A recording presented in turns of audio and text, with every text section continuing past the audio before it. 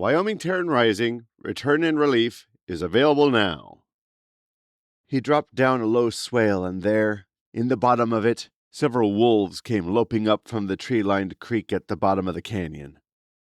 With a low curse, he realized how much bigger the wolves had gotten since he'd last seen one.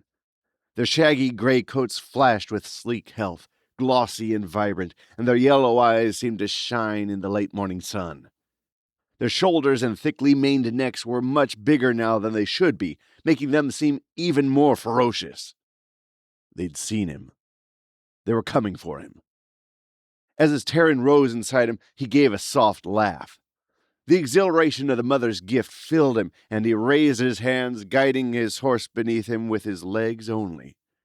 Of course, the unfamiliar mount balked at the thought of running towards 6 very large wolves, and Andreas allowed the yeller to stop.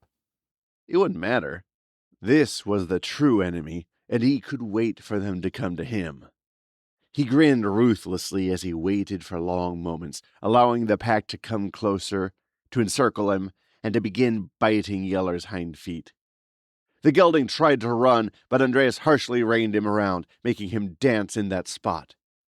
As the wolves tried to lunge closer, trying to bite at Yeller's legs, he buried the first one, then the next. He only dropped about a foot of clay out, immediately reforming it with hardened rock. It was the first trick he'd learned, and to this day it remained his favorite.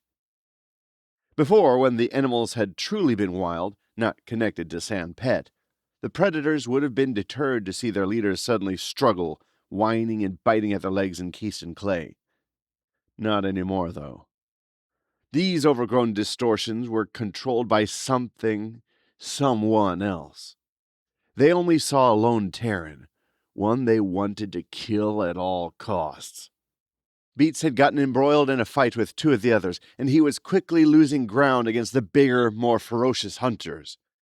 With a wave of his hand, Andreas dropped all 3 down into the dirt, rendering them immobile to their bellies. While the good Aussie was still in danger of being bitten, he would have to fend for himself for a few moments, as the last 2 wolves still harried Yeller. Andreas found a sizable, heavy rock hidden in the grass. With a wave of his hand, he dislodged it to fling it into the spine of the first one. The animal dropped with a desperate whine and then stilled. Bringing the same heavy stone up high and around his shark, he sped it up and nailed the last one right on its head. With a sickening sound of cracking bones, the oversized predator was brought down. With 4 wolves, and his dog, caught in the dirt, Andreas dropped the big rock.